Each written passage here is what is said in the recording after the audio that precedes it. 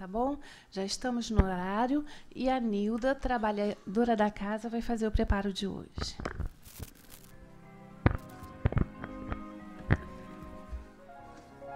Boa noite. O preparo de hoje é do livrinho Vida Feliz, psicografado por Divaldo Franco, pelo espírito Joana de Ângeles. E o texto diz assim: se a tua palavra não tiver o objetivo de auxiliar, não a apresentes para criticar. Há dois tipos de comportamento: o daqueles que fazem e o daqueles outros que ficam de palanque, apontando erros, criticando, atormentando a vida das pessoas. Faze quanto te seja possível, sem aguardar aplauso nem temer pedradas. Torna-te membro do grupo que opera e fala com o objetivo superior de ser útil. Se os que dizem saber como se fazem as coisas deixassem de opinar e as executassem, o mundo mudaria de feição. Gente, nós sabemos que a palavra é o poderoso veículo que Deus nos dispôs para nós nos comunicarmos. Poucos de nós a utilizam corretamente. Essa é a verdade. E por conta disso, por essa má utilização, ocorrem muitos desentendimentos entre as pessoas. Há quebras de laços, até de simpatia, a corte de amizade, né? Amigos, às vezes, deixam de ser amigos por causa de uma palavra que foi maldita, mal empregada. E uma palavra dita impensadamente, ela acaba ocasionando consequências horríveis, né? E, principalmente, nós também, além dessas palavras, nós temos o hábito, infeliz, a maioria de nós, de ter melindres. Então, muitas vezes, uma pessoa nos lança uma palavra que, às vezes, nem teve intenção de magoar, mas a gente que leva tudo a mal, logo a gente se fere, se fecha, não para pensar que, de repente, aquilo foi uma palavra infeliz que a pessoa usou naquele momento. Ela não foi feliz na escolha. Então, também tem esse lado, né?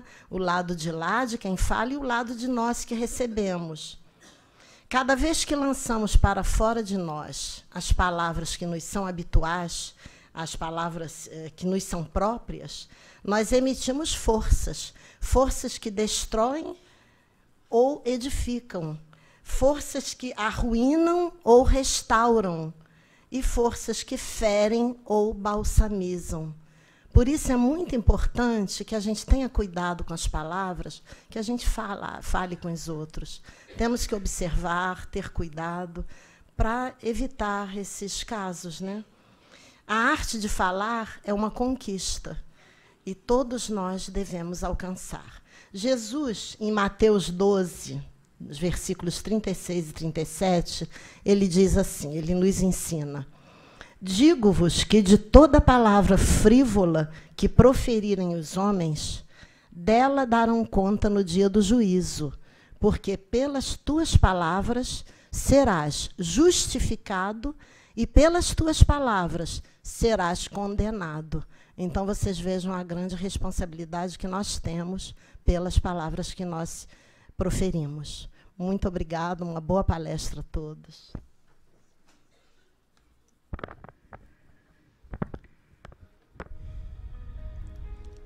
Te agradecemos, Senhor, pela oportunidade de nos reunirmos diante de Ti, recebendo a Tua palavra, os Teus ensinamentos, que tanto têm nos ajudado a caminhar mais fortalecidos e mais conscientes.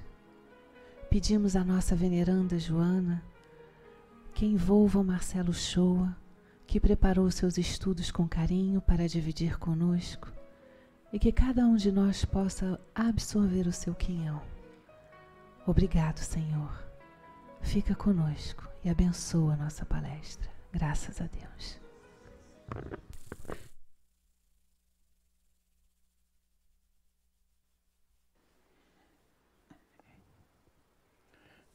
Bom, vamos lá, né? Boa noite, muita paz a todos. Minha avó me ensinou que depois da Ave Maria, que é às 18 horas, já é noite, né? Então, estamos na noite. É uma alegria enorme estarmos aqui. E depois de ouvir um pouquinho ali sobre a responsabilidade da palavra, eu fiquei pensando, será que eu faço a palestra mesmo? Acho que eu vou passar, sabe? Mas aí é o convite, né? Eu acho que eu vou pular. Não dá para pular de fase, né? Essa fase aí não dá para pular. O compromisso é nosso. E o conjunto de reflexões que a gente trouxe para a noite de hoje, ele é bastante oportuno.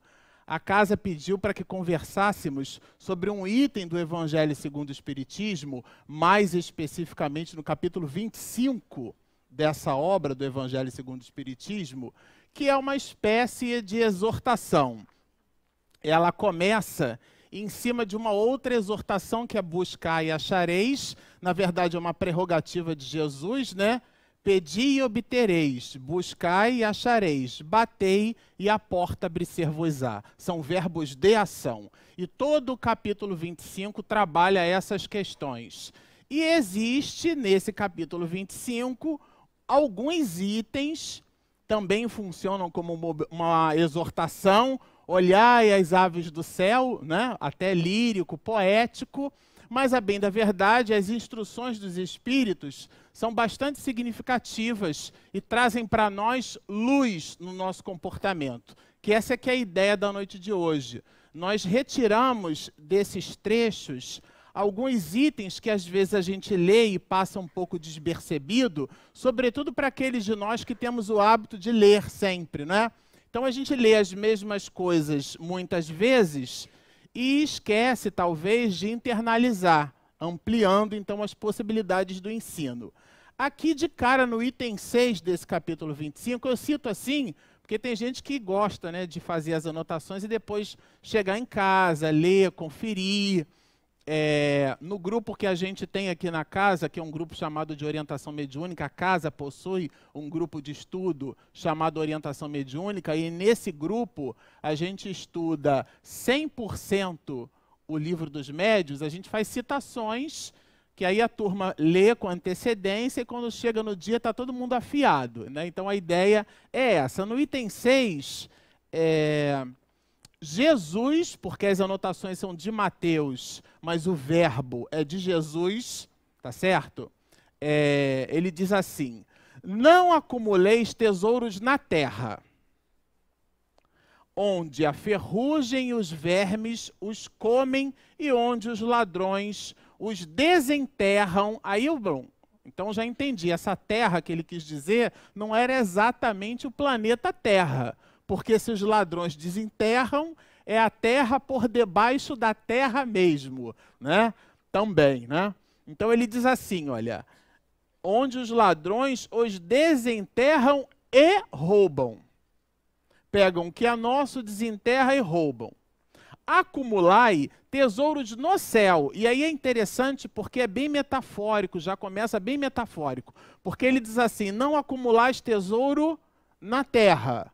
E usa na exemplificação o fato, porque nada do que Jesus diz é a revelia, é por acaso, não faz sentido. Quando ele faz questão de dizer, então, que o ladrão vai desenterrar para roubar, no sentido figurativo dessa expressão, ele faz nos perceber que estamos acumulando, colocando por debaixo da terra. Como a parábola dos talentos, né? Que uma das pessoas pega o denário, o talento, e enterra na terra, né? Ele enterra aquele denário e depois devolve ao seu senhor, como a gente costuma dizer em ciência da computação, resis, do mesmo jeito que recebeu e entregou. Quer dizer, é aí essa metáfora, pôr na terra. Mas ele faz uma recomendação, acumular tesouros no céu, não por debaixo da terra, onde nem a ferrugem, nem os vermes os comem, porquanto aonde está o vosso tesouro, as nossas maiores preciosidades, aí está, ou aí estarão então, nessas preciosidades, reunida na exortação de Jesus, o vosso coração. todo o conjunto de sentimentos representando o coração aí, né? É tudo bem metafórico. É tão metafórico esse texto, ele traz assim tantas questões para a gente realmente reler e analisar, que o item de baixo, Jesus diz assim, eis que vos digo, ele, Jesus, dizendo, eis que vos digo, 2 pontos.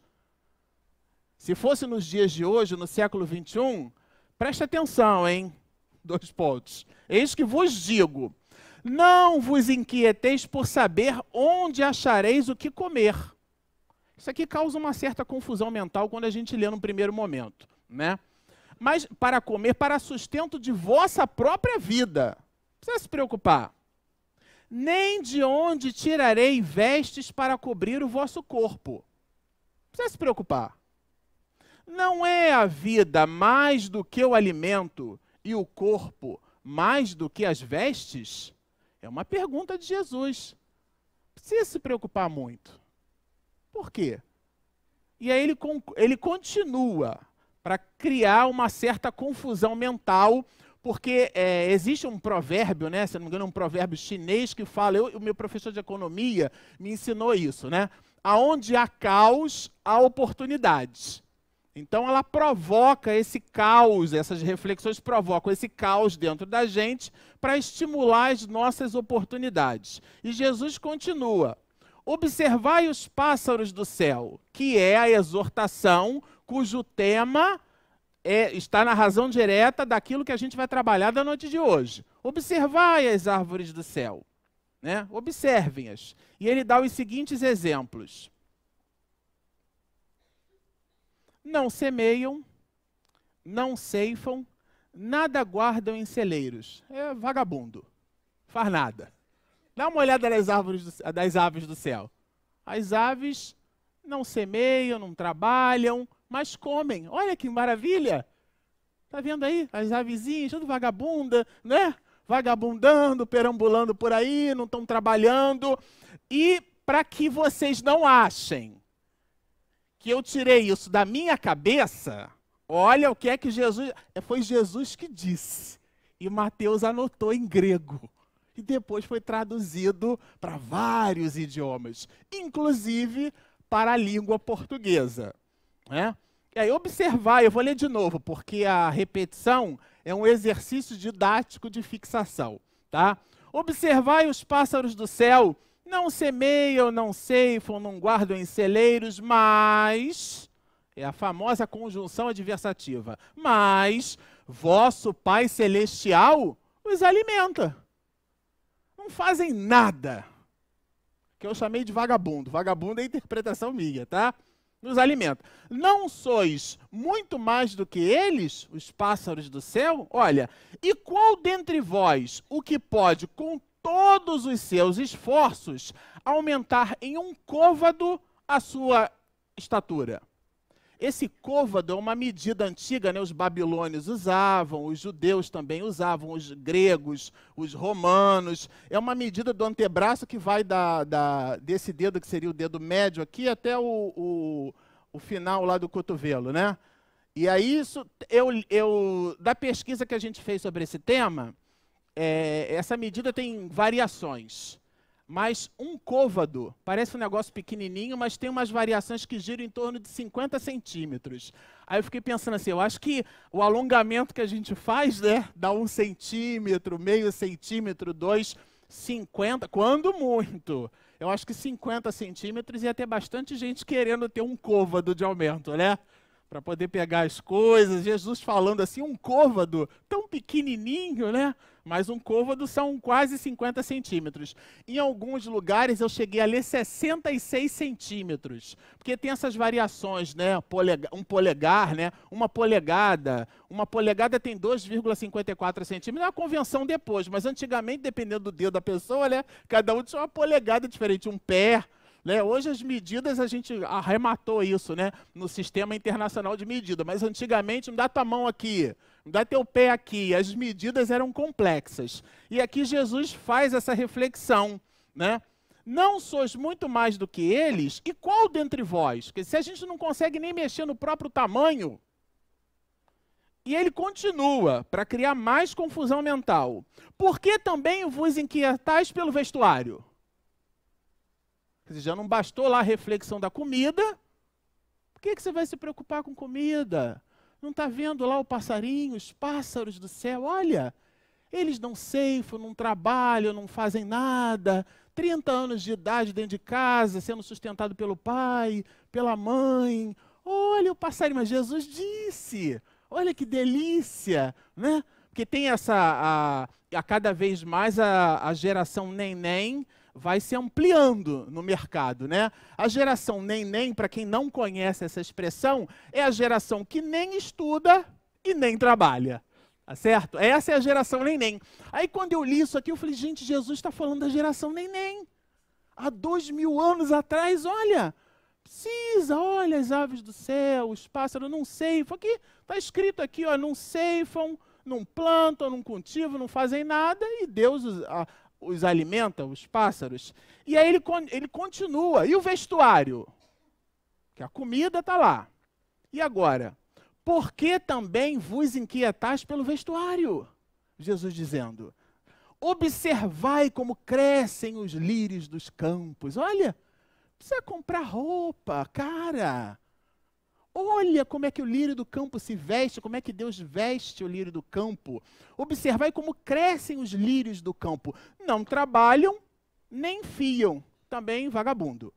Entretanto, eu vos declaro que nem Salomão, que entre os judeus antigos e primitivos era considerado um homem sábio. Quem não conhece aquela história, né, de duas mulheres que apresentaram para Salomão uma criança e uma delas diz assim, não, eu sou a mãe. A outra diz, ela é impostora. A mãe sou eu. Não, essa aqui é impostora é ela. Eu sou a mãe. E as duas ficavam discutindo de quem era a paternidade, a maternidade da criança. E aí o que Salomão fez? 50-50, né? Num mal italiano, mezzo a mezzo. Vamos partir ao meio essa criança. Vai a metade para um e a metade para outro. Aí a mãe, opa, não, então deixa com ela. Aí Salomão sacou e disse assim, não, essa aqui que é a mãe da criança, porque abriu mão. Olha que curioso.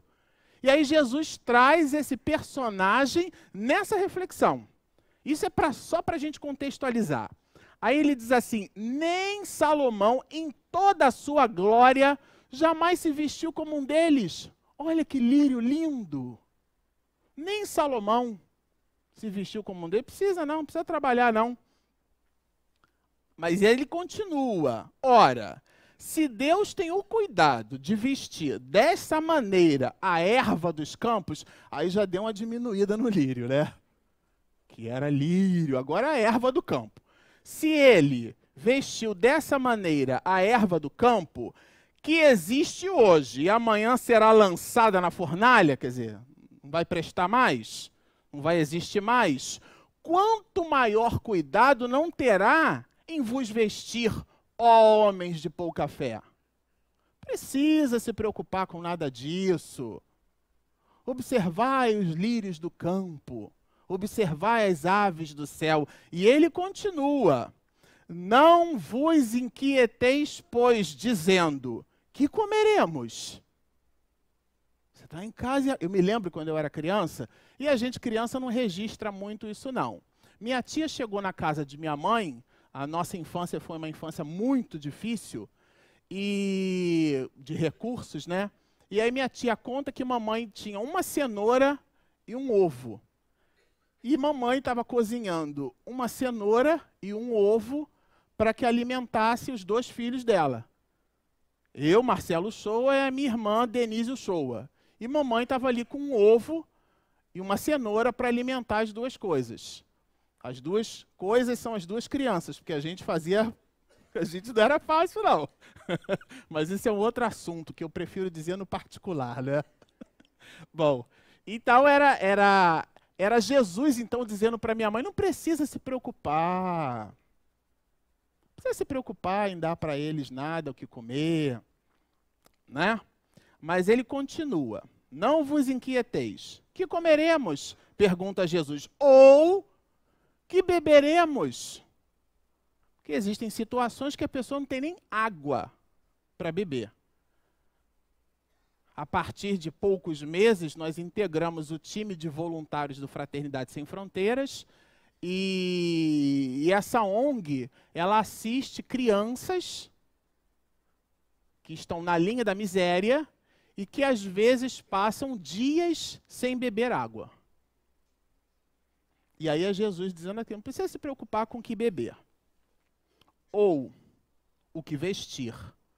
Porque ele diz assim, como fazem os pagãos?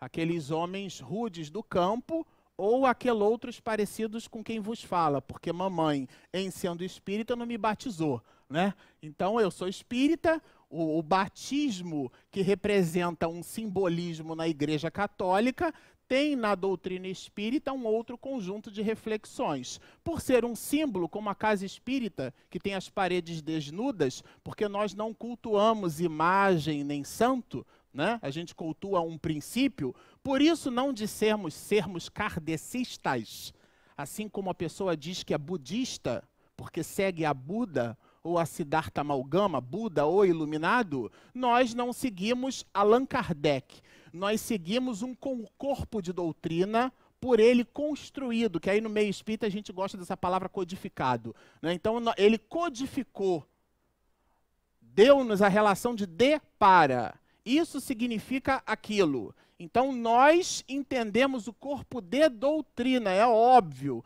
que Hippolyte Léon Denis Arrivaille, que é o pseudônimo Allan Kardec, que ele coloca nas 5 obras que representam o alicerce da doutrina espírita, é óbvio que ele possuía um comportamento que lhe dava características que lhe davam um halo moral muito grande. Mas nós, espiritistas, seguimos o espiritismo. Nós não seguimos pessoas. Nós seguimos um conceito, uma ideia. Porque as pessoas, os seres humanos, nós somos criaturas equivocadas. Depois de Jesus, que passou por sobre a face da terra, pode ser o palestrante mais brilhante. Todos de nós temos as nossas questiúnculas. Eu vou aqui trazer, talvez na minha parca visão sobre esse tema, uma única exceção que pousa hoje por sobre a face da terra depois de Chico Xavier. É o nosso patrono, Divaldo Pereira Franco, que efetivamente verbaliza aquilo que faz. O restante de nós vive as oportunidades das classes e ordens contidas nas questões 100 a 113 do Livro dos Espíritos. Então não possuímos nenhuma autoridade moral para pronunciar nada, porque estamos nós combatendo em nós aquilo que verbalizamos aos outros. Então é um processo comum. A única coisa que difere entre mim e vocês é que eu li e estudei antes para vir falar aqui. Nenhuma outra diferença, porque senão seria um louco. Porque a doutrina espírita nos confere um conjunto de raciocínios para que a gente depreenda que todos nós estamos em posições variadas. Minha avó Maria tinha uma metáfora, é tudo farinha do mesmo saco. Quer dizer, o saco é o mesmo, às vezes o grão está um pouco lá em cima, um pouco lá embaixo, mas estamos no mesmo contexto de vida.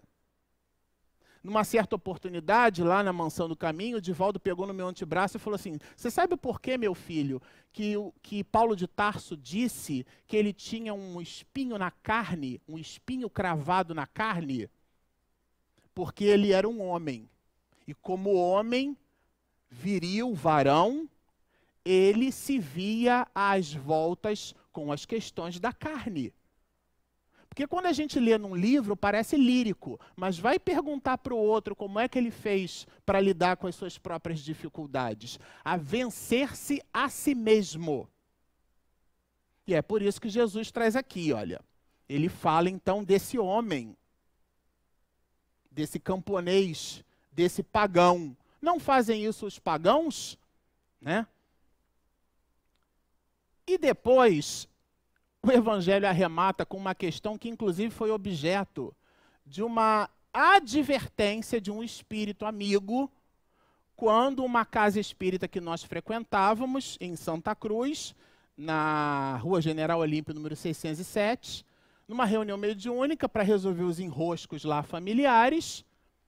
Um espírito se manifestou, não tinha lá muita conta boa com a minha irmã veio branquinha, uma irmã linda, né? 1,78 m de mulher, olhos bonitos, azuis, parecem 2 faróis.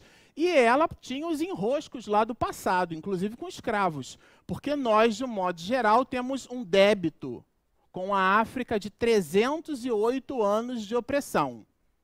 E trazemos, inclusive, alguns comportamentos terríveis, né? Porque se a pessoa carrega uma bolsa com o próprio alimento, aquilo ali parece ser vergonhoso. Trabalhar parece ser vergonhoso, porque antigamente os outros trabalhavam por nós. E o trabalho é um instrumento de dignificação, é um instrumento de evolução da sociedade. E nós trazemos esse comportamento dessas décadas, desses séculos, na qual o Brasil resolveu fazer pressão por cor da pele. E a gente, então, se equivocou nessas relações humanas. E o Espírito disse assim para nós: olha, você avise para ela era minha irmã, que do bueiro da onde ela veio, ela não vai querer voltar. Não era um amigo, né? Não era uma pessoa assim que tinha um carinho muito grande, né? Então, como não tem carinho muito grande, ele não tem, vó Maria falava, muita papa na língua, né?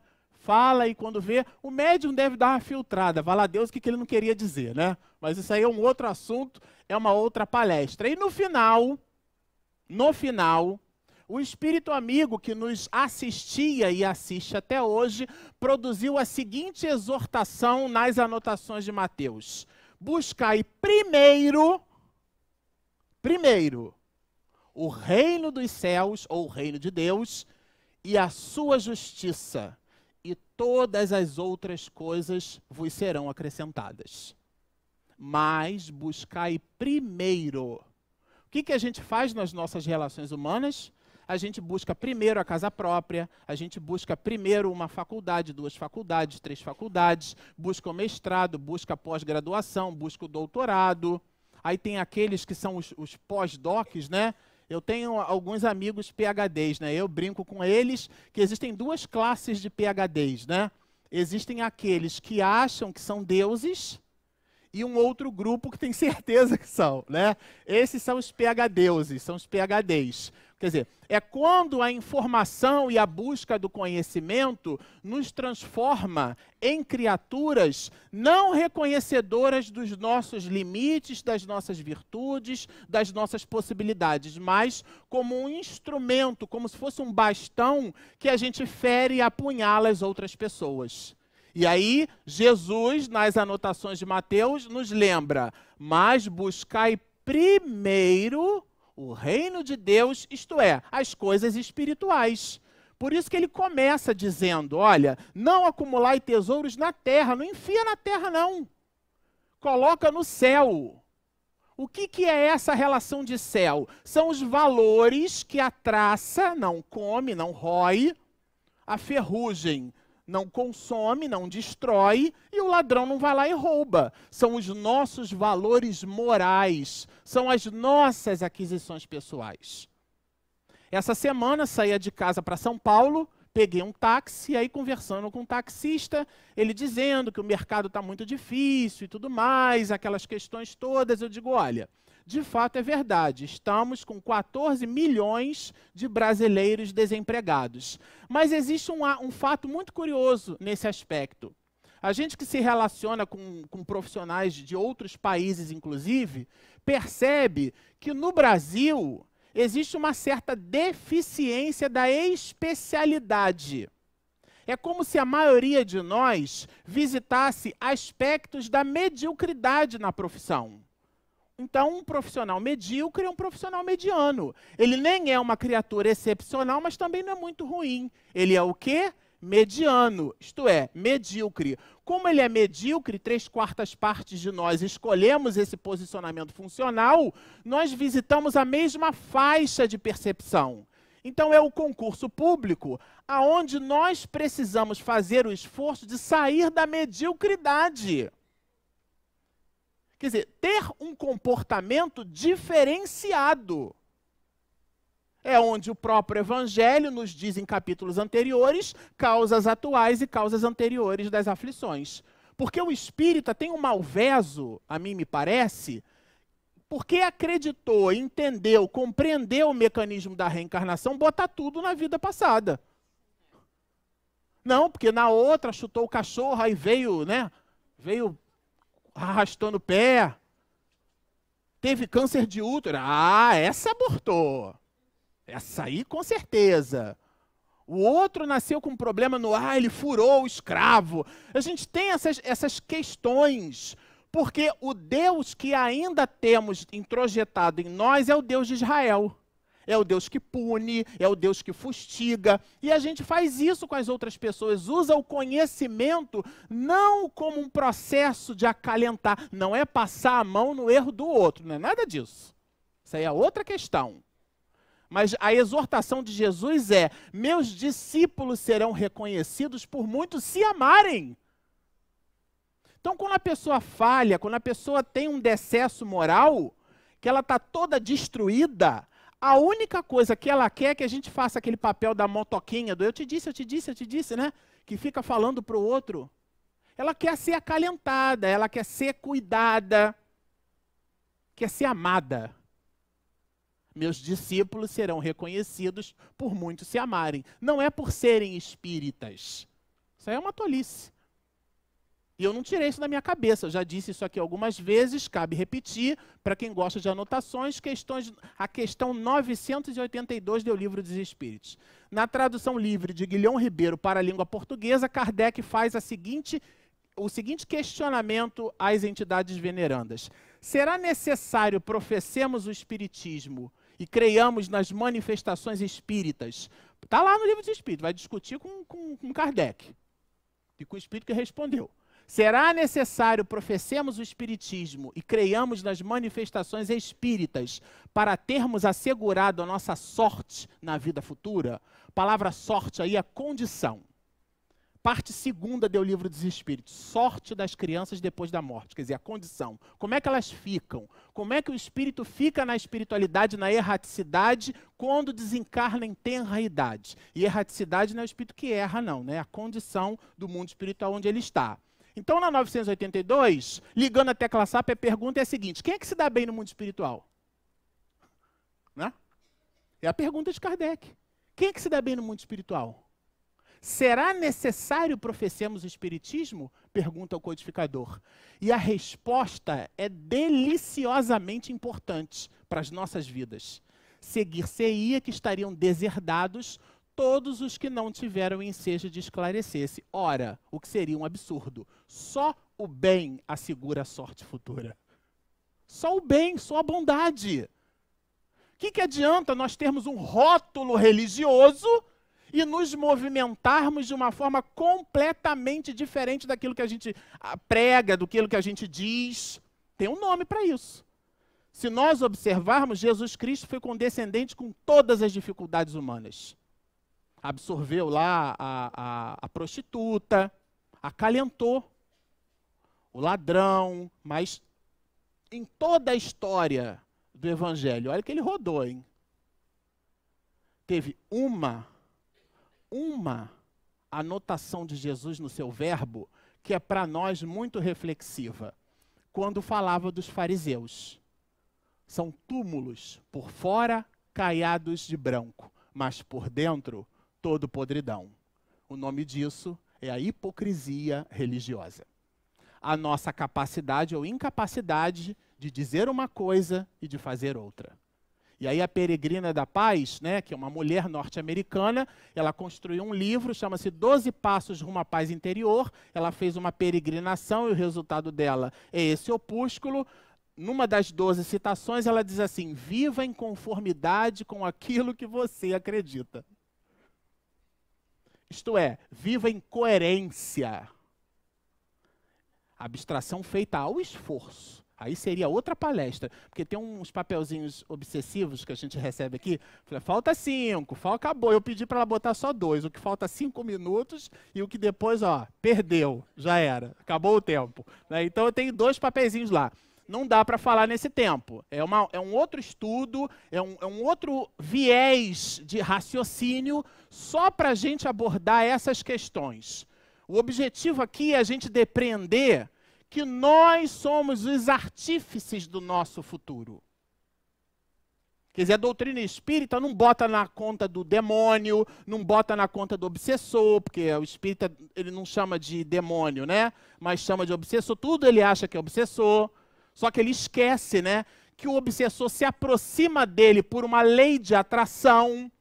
Então, se eu não tenho tendência para álcool, para fumo, ele vai falar no meu ouvido, mas não vai encontrar ressonância, porque eu não tenho aquela compleição moral. Mas, se eu visito em mim oportunidades outras, e ele as possui, encontra ressonância no meu psiquismo e se estabelece a ligação. Ali está o fenômeno da obsessão. Aliás, a gente fez um seminário aqui, 2 até, só sobre esse assunto. E nós dividimos, né, aliás, a divisão não é nossa, está no livro dos médiuns, os 3 tipos de obsessão. A obsessão simples, que naquela oportunidade eu comentei que a obsessão simples é igual gripe, todo mundo tem, porque o espírito sopra e a gente dá aquele sorrisinho de Mona Lisa, assim, quando ela chegar em casa eu vou falar isso para ela. Quando a minha sogra me vier aqui, eu vou falar isso. Você gostou, né? A sugestão é brilhante. Nossa, que sugestão brilhante, eu vou dizer isso. Vou falar aquilo para o meu marido, agora meu chefe vai ver. Isso é obsessão simples. É aquela sintonia que a gente tem com o mundo espírita, a tese não é minha, de Paulo de Tarso. Somos cercados por uma nuvem de testemunhas. E para arrematar, o livro dos Espíritos, né, nos convoca a reflexão de que nós... Influencia os espíritos em nossos pensamentos e atos? Pergunta Kardec. Muito mais do que imaginais, porque de ordinário são eles que vos dirigem. Eu recebo a influência, eu aceito se eu quiser. Por isso que nós dissemos que Jesus não foi influenciado, ele foi tentado. Se atira dali, ó, se atira de lá. Porque a tentação... é um processo, é um convite a. Mas daí Jesus ter entrado naquela faixa de vibração e de frequência, isso é uma outra, mas isso é outra palestra também, só para falar sobre isso. O que é importante a gente entender é que nós somos os artífices, não dá para botar na conta de nada. E aí o Evangelho traz essa reflexão, causas anteriores e causas atuais das aflições.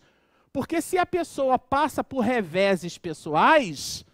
ela começa a perceber, será que eu estudei como eu deveria? Eu estou passando por essa dificuldade. É óbvio que esse assunto não é tão simplista assim, mas é uma análise pessoal. Eu passo por essa dificuldade, será que eu fui previdente? Meu carro escangalhou. Eu fui previdente? Eu estou com dificuldade de me recolocar no mercado de trabalho. Será que eu me capacitei? Tive uma experiência pessoal aos 22 anos de idade, postei meu currículo para uma empresa, e aí era naquela época que a gente gostava de dizer inglês fluente, não sei o que fluente, né? Eu ainda sou da época da datilografia, né? ASD, FG, C, cedilha, LKJH, para quem já pagou o curso, né? Para quem pagou, lembra. Isso não serve mais para nada hoje. Se eu disser que fiz curso de datilografia, a pessoa vai olhar para mim, o que é o show, né? Curso de datilografia, mas...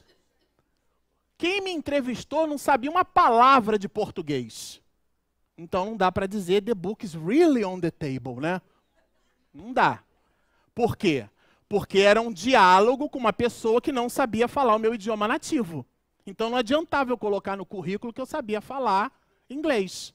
Quando fui para o México a trabalho, nossa, como espanhol eu achava que sabia espanhol. Porque graça é gordura. Uma mulher com graça está chamando de gorda. E aí você está pagando um mico enorme, sabe? Porque não conhece o idioma. Então conhecereis a verdade e ela vos libertará, porque ela dá discernimento. Você começa a perceber que não é a última Coca-Cola do deserto, que tem oportunidades. Então na hora que você quer se recolocar no mercado, você precisa estudar, precisa fazer a sua parte. Aí lá no início desse capítulo, que tem o título Buscai e Achareis, que é o capítulo 25, onde está essa passagem, ela está dentro de um contexto. Não está solta ali. Ela começa no item 1. A gente começou a ler o item 6 e até 10h30 da noite, então dá tempo. Olha o que é que diz o item 2º. Eu estou lendo esse item 2º porque na descrição, Kardec coloca entre parênteses lá alguns itens para ler. Um deles é esse. Faz um hipertexto, né?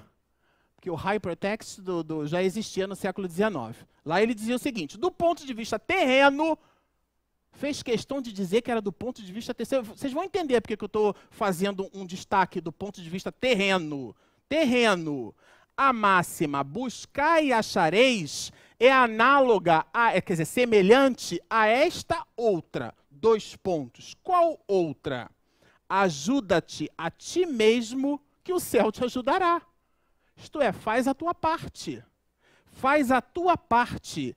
É o princípio da lei do trabalho. É o princípio da lei do trabalho. Cada um de nós fazendo a parte que lhe cabe. E, por conseguinte, da do progresso. Porque é o trabalho que nos conduz ao progresso. Porquanto o progresso é filho do trabalho, né? Visto que este põe em ação as forças da inteligência. Então, quando a gente observa que essa exortação de Jesus é um convite para o trabalho, aí muda tudo. Aí muda tudo. Cada um de nós faz o seu planejamento de vida. O que eu pretendo para a minha vida? Hoje, quando se fala de empreendedorismo, se estuda, se trabalha, muito essas questões. A pessoa precisa saber o que quer. Então, enquanto está todo mundo indo lá para o batistaca, né, aquela tum, que eu chamo de batistaca, então a outra que tem um objetivo, ela não sofre. Então ela não vai olhar todo mundo indo para a praia num domingo de manhã, olha como é que eu sou uma pessoa prejudicada. Isso é falsa modéstia, isso aí é de uma tolice, eu estou aqui estudando, está todo mundo indo para a praia, então você não quer muito. Porque toda escolha tem o ônus e o bônus da escolha. Ué, toda escolha tem, já começou a obsessão, ó. Essa aqui é a obsessão simples. As outras eu comento em outra palestra. Bom, a pessoa, quando faz uma escolha, ela tem, então, o ônus e o bônus da escolha. O ônus e o bônus. Eu trago para mim o seguinte desafio. Eu vou reduzir a minha mentira.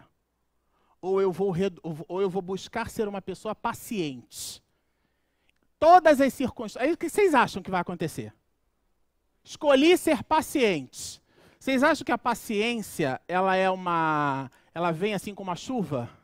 E ela me orvalha, e no dia seguinte eu falei, Senhor, nossa, eu estou tão paciente hoje, eu acordei, estou sentindo assim que eu estou abençoado, né? O que vai acontecer? Deus vai colocar um monte de enrosco no teu caminho.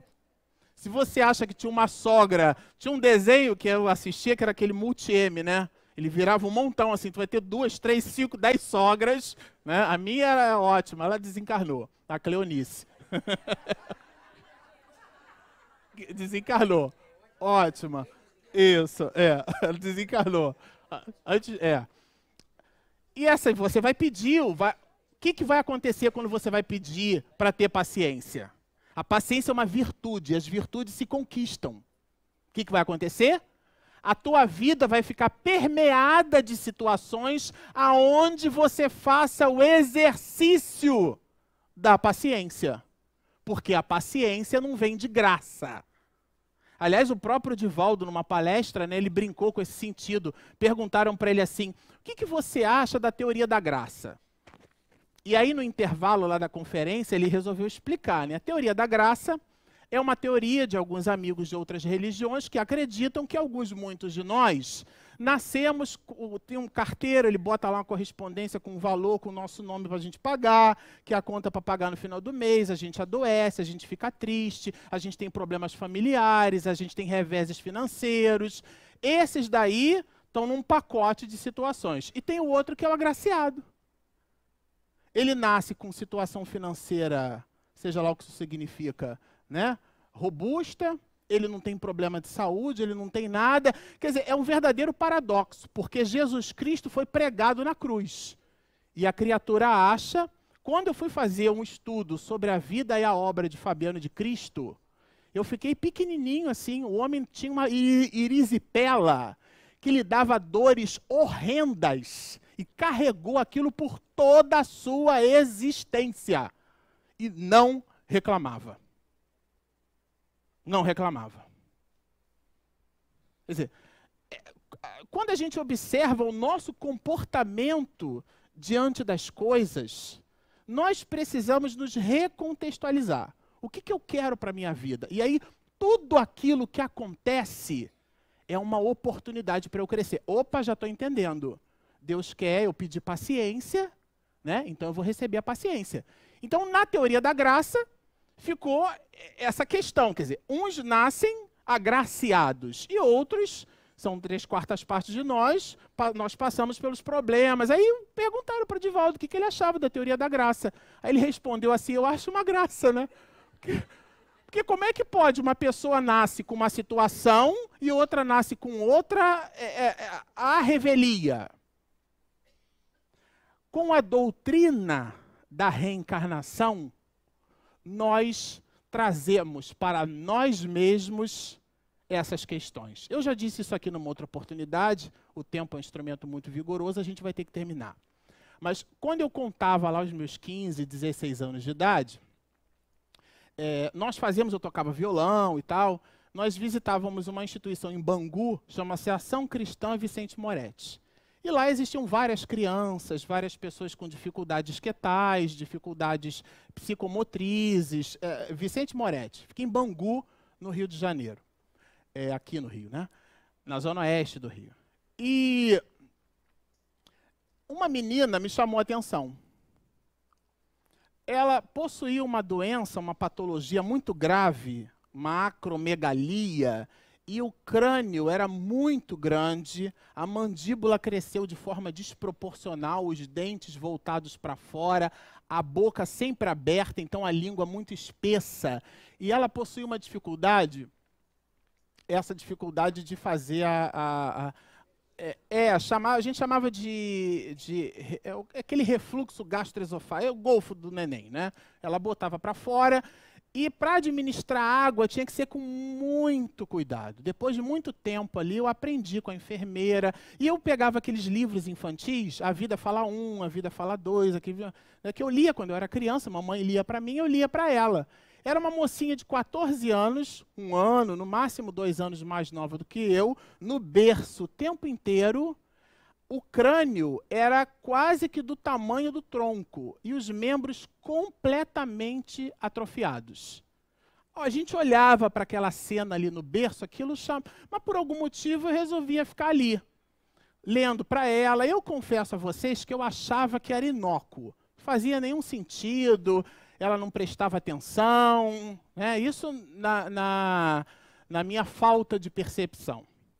Num dia em particular, que é onde eu quero chegar, a mamãe fez uma espécie de toque de recolher, porque chegava um momento que as meninas, né, tinham banho de leito, algumas já eram adolescentes, botava corpinho, então tinha uma certa reserva que a gente precisava ter, era uma enfermaria, e chegava um instante que a gente mais atrapalhava do que produzia alegria e calor.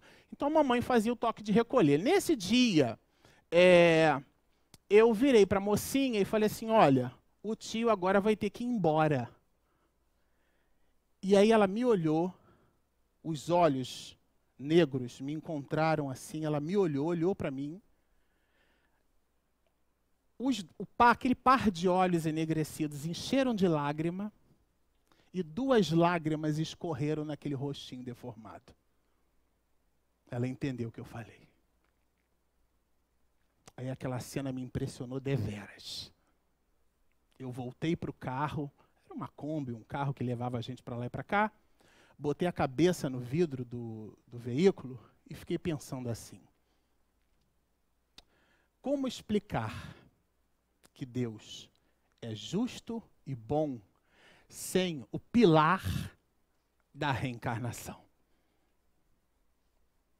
como trazer para nós essa exortação lírica, aonde nós, a pedido de Jesus, deveremos buscar as aves do céu sem entender que a felicidade futura é a realização do presente em cima das nossas próprias dificuldades. Então, ali naquele instante, com 15 para 16 anos de idade, começou a abrir um eureka dentro de mim, que eu comecei a me dar conta de que a doutrina espírita, ela é um verdadeiro potencial de realizações. É um tesouro enorme de construções. E a gente não pode ficar livre dele. Antero de Quental, que deixou a sua última existência através do suicídio pelas mãos abençoadas de Chico Xavier, ele dá um recadinho para nós, para que a gente reflita sobre essa realidade do mundo espiritual, vivendo-a numa realidade material. Ah, se eu pudesse, dizia ele, eu comentava, divulgava, difundia aos desesperados e desiludidos que sobre a terra os grandes bens perdidos são a ponte da luz resplandecente, a dor mais rude, a mágoa mais pungente. Os soluços, os prantos e os gemidos entre as almas são louros repartidos, muito longe da terra impenitente. Mas diz-lhes, ó vós, que estais na terra, que a luz espiritual da dor encerra a aventura imortal nos outros mundos. Muita paz.